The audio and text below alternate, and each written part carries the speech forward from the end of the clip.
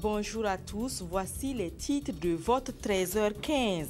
Les organisateurs du Forum des Amériques l'ont dit, le Burkina Faso est une expression de l'émergence en Afrique. Le Premier ministre burkinabé va y partager l'ambition du pays de surfer sur la vague du système global de commerce. Où sont-elles? Que sont-elles devenues? Ce sont là quelques questions que les parents et toute la communauté se posent sur le sort des lycéennes aux mains de Boko Haram depuis un an maintenant. Merci d'être présent à ce rendez-vous de l'actualité sur la télévision du Burkina. Le Premier ministre burkinabé est aux États-Unis d'Amérique. Il participe depuis lundi au 5e Forum économique des Amériques à Miami, en Floride. Le programme de la délégation que conduit Yacouba Isaac Zida prévoit des visites à Washington et à New York. Retour sur les travaux du Forum des Amériques dont le thème est « Construire une résilience dans le contexte d'un nouvel ordre économique et mondial ». Le reportage est signé Souleymane Sanou, Drissa Seri. À la tête d'une délégation composite, le Premier ministre Yacouba Isaac Zida séjourne du 12 au 14 avril à Miami, la capitale de la Floride. Il est accompagné par des membres du gouvernement, le ministre de l'Industrie, du Commerce et de l'Artisanat, le ministre des Mines et de l'Énergie, le ministre délégué chargé du budget et de plusieurs personnalités, dont le président de la CENI, le secrétaire permanent pour l'investissement présidentiel et l'ex-coordonnateur national du MCI. La délégation burkinabé vient participer au 5e Forum économique international des Amériques. Ils sont environ 1200 les délégués issus de 14 pays à travers le monde invités à ce rendez-vous économique. Cette année, le Forum a choisi de réfléchir sur la thématique de la résilience dans un contexte de multitude d'opportunités et de défis auxquels font face les pays. Les communications sont focalisées sur les sujets et les orientations qui dirigent l'économie globale dans le domaine des finances, l'infrastructure, le luxe, le commerce et l'énergie. Des réalités auxquelles le Burkina n'échappe pas, d'où sa participation remarquée. On sait que c'est un pays qui est en émergence. C'est un pays qui est là avec une capacité tout à fait exceptionnelle, de par sa population, population qui de plus en plus est capable de relever les défis internationaux, de par ses relations internationales aussi, qui sont là et qui se développent de plus en plus. Et pour nous, le Burkina Faso est un pays qui exprime bien cette émergence que nous voyons dans l'Afrique. Alors, pouvoir accueillir une délégation du Burkina Faso, c'est pour nous un très grand honneur et un grand plaisir. Des experts du monde de l'économie et des finances sont venus partager leurs expériences avec les participants. Ils ont insisté sur la nécessité de construire, dans un climat de paix et de sécurité, une route commerciale transatlantique. Ils demandent en outre aux organisations de prendre exemple sur les grands ensembles régionaux, l'Union européenne, le Mercosur, l'ASEAN, qui cherchent toujours à tisser des partenariats pour renforcer les liens économiques. À ce forum, le Premier ministre Isaac Zida animera un panel sur le thème « Surfer sur le système global de commerce, la prochaine étape ». Allons à Bobo-Dioulasso où le comité de réflexion et d'action pour le renouveau du CDP a entrepris de mobiliser les jeunes. Le CRAC entend réussir la participation du Congrès pour la démocratie et le progrès aux prochaines élections. La coordination régionale de la cité de Sia compte sur l'appui des aînés pour réussir. Moumouni Barou. Le CRAC, le comité de réflexion et d'action pour le renouveau du Congrès pour la démocratie et le progrès, élargit sa base au Burkina Faso. La coordination régionale des hauts-bassins vient d'être installée officiellement afin de repositionner le CDP sur l'échiquier politique après la grande crise. Pour le CRAC, la redynamisation du parti sonne comme un impératif et la coordination régionale se dit consciente de l'ampleur de la tâche qui l'attend. Le principal défi à l'heure actuelle, c'est de reconquérir notre place. Voilà, c'est la reconquête du pouvoir d'État avec les jeunes, par les jeunes et pour les jeunes. Voilà, parce que le pouvoir d'État aujourd'hui, l'expérience nous a prouvé que la jeunesse peut gérer ce pays. Donc, mais nous n'écartons pas les anciens. Les anciens, c'est nos piliers. Les anciens, c'est eux qui nous mettent sur les rails. Nous sommes en concertation avec eux et nous sommes en bon accord avec les anciens et nous avons leur appui et leur bénédiction. Voilà, l'objectif n'est pas d'écarter les anciens, bien au contraire, leur présence aux côtés de la jeunesse serait utile pour la conquête du pouvoir lors des échéances électorales à venir. C'est d'être ouvert, c'est d'intéresser la jeunesse, c'est de travailler aux côtés des aînés, des sages, afin que la mobilisation soit réelle et qu'ils profitent des stratégies, à même vraiment d'être une équipe solide. Parce qu'il y a des échéances qui arrivent et il faut vraiment que cette jeunesse, femmes et hommes, puissent ensemble, main dans la main, aller à l'assaut des défis. Les parrains de la cérémonie, Omar Balima, faisant partie de la coordination régionale, souhaitent une cohésion au sein de la jeunesse du CDP avant de l'inviter à poser des actes nobles pour que le parti rayonne davantage. Comment manager les services pour une police citoyenne? C'est une équation que les cadres de la police nationale tentent de résoudre au quotidien. Ils auront l'occasion de confronter leurs pratiques aux nouveaux concepts en matière de management. La formation qui se déroule à Bourg-du-Lasso s'achève demain. Ali Traoré. Face à l'incivisme grandissant et surtout à l'exacerbation de l'insécurité, la mission de la police s'avère délicate. Au-delà donc des routines de veille et de contrôle, une autre stratégie s'impose. C'est pourquoi ces directeurs centraux et régionaux de la police nationale sont ici à l'école de l'approche managériale et de la gestion des conflits. Il s'agit là pour eux de se pencher sur une nouvelle police encore plus dynamique, plus professionnelle, plus proche du citoyen et mieux, une police en phase avec les réalités du moment. Nous ne pouvons plus continuer à nous comporter comme auparavant. Parce que depuis l'insurrection, nous nous sommes rendus compte que les populations ont des exigences de plus en plus grandes envers tous les fonctionnaires et particulièrement envers les services de police. Et donc, il nous faut nous adapter pour bien nous préparer et répondre comme il se doit aux attentes des populations. Et cette politique de débarrasser le Burkina Faso de l'insécurité et de l'incivisme a trouvé l'adhésion de la fondation Anzaïdel. Il y a deux raisons pour continuer dans cette approche. Une, c'est une approche de principe, parce qu'on n'a pas le choix.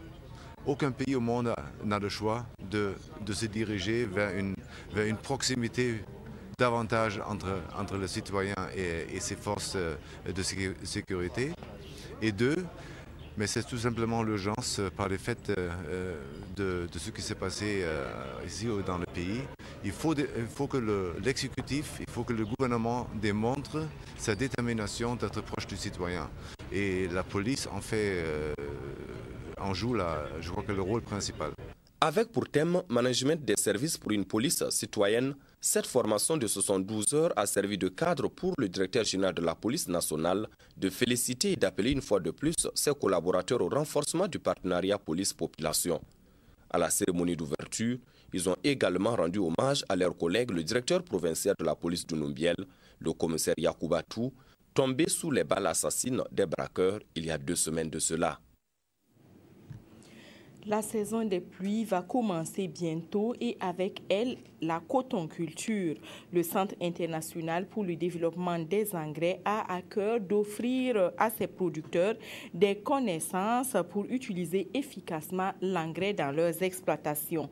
Le centre a choisi de renforcer les compétences des formateurs et formatrices seniors. Au terme de la remise à niveau, ils devront vulgariser ce qu'ils ont appris. Ali Traoré. Ils sont une cinquantaine de participants à prendre part à cet atelier de formation. Venus du Mali et du Burkina Faso, ils ont 5 jours pour renforcer leurs capacités sur les systèmes cotonniers en matière de pédagogie et les itinéraires techniques de coton et ses cultures de rotation.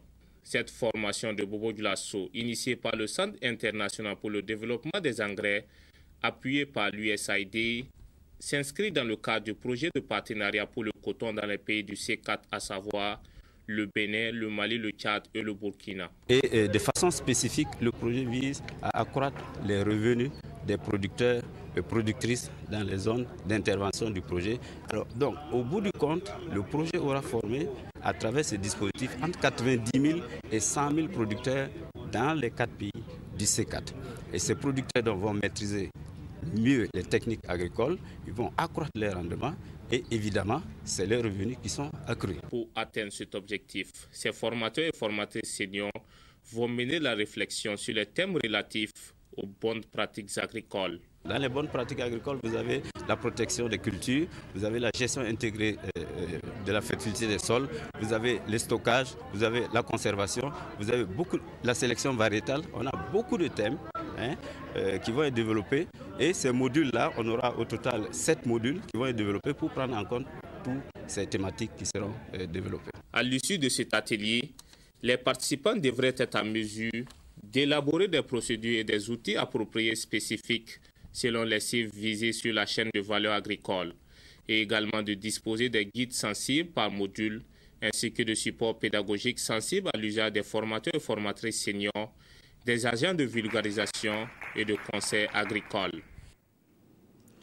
Très peu de personnes savent où se trouve le parc zoologique et le jardin public de Bobo-Dioulasso. Et pourtant, les deux sites attiraient du monde il y a plus de 2 décennies. Cela devrait changer bientôt sous la houlette d'un amoureux de la nature. Pitalis Giovanni a entrepris de rénover le zoo et le jardin public de Bobo-Dioulasso. Moumouni Barou y a effectué un tour et voici son reportage.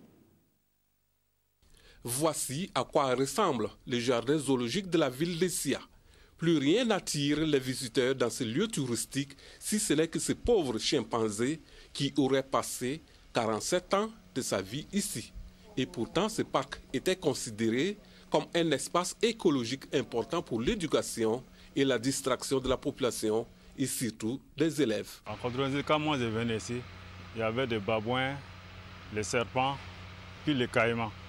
Bon, ils sont tous morts, c'est les chimpanzés. Bon, pourtant, c'est un coin qui était bien aménagé là. Les gens pourraient venir, parce que les gens veulent regarder les animaux. Bon, on ne peut pas aller voir les animaux si ce n'est pas au zoo. On ne peut pas aller voir ça en brousse. Pourtant, c'était bien rangé, c'était bien. Étonné de voir cet espace dans un état déplorable, cet amoureux de la nature a décidé d'entreprendre les démarches auprès des autorités en vue de les réhabiliter. Tout est né dans une visite que j'ai faite. Ça fait 3 ans pour visiter Lolita. Lolita, c'est les chimpanzés, les seuls animaux qui sont restés à l'exo des Bobo.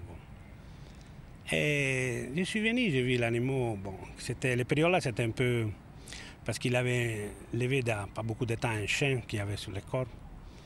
Et donc, il était maigri vraiment. Après, j'ai demandé à le gardien, il m'a expliqué que c'était plus de 40 ans qu'il était là. Et vraiment, il m'a un peu étonné. Parce que les zoos, c'est complètement délabré, il n'y a rien. C'était peut-être quelque chose de vraiment important pour Bobo et pour la communauté de tout le Burkina. Une chose est sûre, rénover cet espace écologique nécessite un investissement lourd.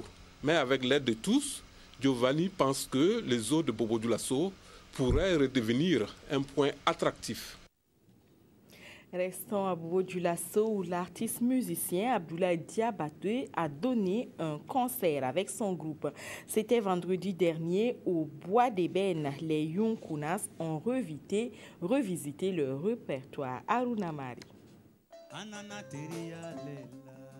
Le Kamélengoni en main et en harmonie avec son groupe, les Yukona ont un set au grand complet. Abdoulaye Diabaté fait danser les fans de Bobo-Dioulasso.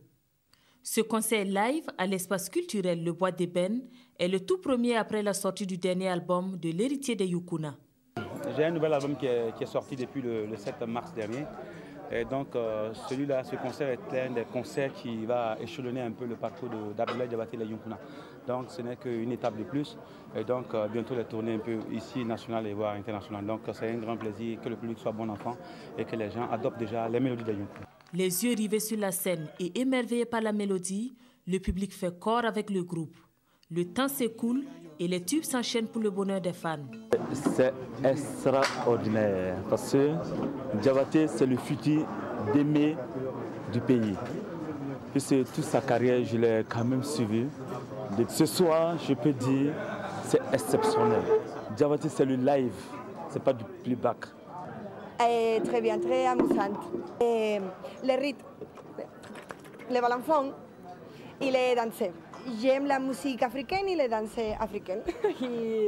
et j'aime Burkina Faso. Durant plus de 2 heures d'horloge, ce sont des chansons aux thématiques variées et aux couleurs tradimodernes que les Yukona offrent à leurs fans. Après ce concert, le groupe compte à présent s'investir pour la promotion de leur 3e album, baptisé Choubou ou Chiswa. Cela fait 10 ans que Alif Naba berce de ses titres les amateurs de bonne musique. Le Bark Biga, comme on l'appelle affectueusement, veut marquer ce jubilé d'éteint de 2 concerts, l'un à Bobo-Dioulasso et l'autre à Ouagadougou. Les shows auront lieu ce week-end. Rufin Batiounou, Jacques Lamissa Tarpaga. 10 ans de carrière musicale, 4 albums et près de 50 000 disques vendus. Un motif de satisfaction pour l'artiste musicien Alif Naba.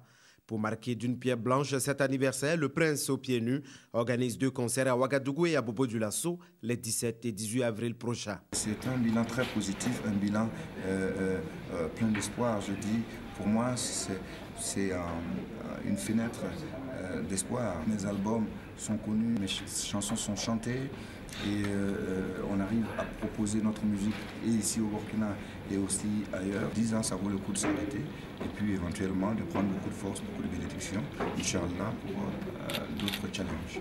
Alif Naba aura à ses côtés Assalfo du groupe Magic System. Un autre soutien de taille, le Sénégalais Youssou N'Dour, sera lui aussi présent. Des concerts pour dire merci à ses fans qui ont contribué à sa réussite au Burkina Faso, mais aussi au-delà des frontières nationales. Evelyne Dabiré a lu pour vous les quotidiens de ce jour. Voici la revue de presse avec au menu des sujets communs comme la santé, le trafic de jeunes filles et la rencontre que le gouvernement a eue avec les diplomates en poste au Burkina Faso. Le gouvernement a donné au corps diplomatique sur les raisons de la relecture du code électoral. Pour notre temps, qui reprend les raisons évoquées par le gouvernement, le peuple, à l'issue de l'insurrection populaire des 30 et 31 octobre dernier, a exprimé sa volonté de ne plus voir les dirigeants de l'ancien régime qui se sont obstinés à modifier l'article 37 de la Constitution. À l'issue de cette explication précise aujourd'hui au Faso, le corps diplomatique a réitéré son soutien à la transition. Et ce journal publie les réactions de certains diplomates. Pour l'ambassadeur de l'Union européenne, le plus important, c'est de prendre en compte la volonté de la population burkinabé. Autre réaction rapportée par l'Express du Faso, celle de l'ambassadeur des États-Unis qui affirme « Nous sommes contents d'avoir les explications du gouvernement. Nous allons accompagner le peuple burkinabé dans son choix, mais il faut que le peuple ait l'opportunité de choisir ses candidats. » Situation politique toujours, vos quotidiens, dont l'Observateur Palga, annoncent la relaxe de Jérôme Bougouma et le déferment de Salia Sanou, en plus de 2 autres maires d'arrondissement de Bobo. Pour le gouvernement, dont le journal Le Pays reprend les explications, les arrestations ne sont pas à caractère politique. Ce ne sont que des procédures judiciaires qui concernent la question des anciens responsables. Notre temps s'intéresse à cette procédure et affirme « En relaxant les anciens membres du gouvernement et le président de la NAFA pour délits non constitués et incompétence, les juges d'instruction indiquent déjà la voie à suivre. » Et sur la question, ce journal estime que la justice joue son indépendance. L'Express du Faso clôt ce débat sur une note d'espoir émise par le chef de la délégation de l'Union européenne, que tout ce qui est conduit soit dans le respect de la loi. Une autre affaire qui a préoccupé les journaux de ce jour est le trafic de jeunes filles dont le réseau a été démantelé. Le journal Le Quotidien présente les mises en cause spécialisées dans la traite des filles.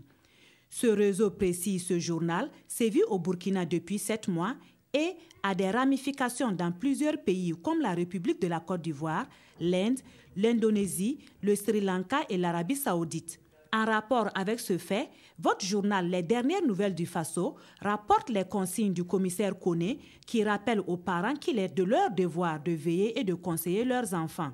En page santé, Sidoya informe que la mise en œuvre du paquet neutre standardisé de cigarettes comportant des messages imagés sera bientôt appliquée au Burkina. Mon confrère rappelle les dangers du tabac avec cette image. Fumer la cigarette cause le cancer de bouche. Et Sidoya prête ses colonnes à Dr Naré, spécialiste dans le domaine, qui affirme « Tout est dégâts dans le tabac ». C'est tout pour cette mi-journée. Vous avez rendez-vous ce soir avec Peggy Ouedraogo. Moi, je vous retrouve demain sur le coup de 13h15.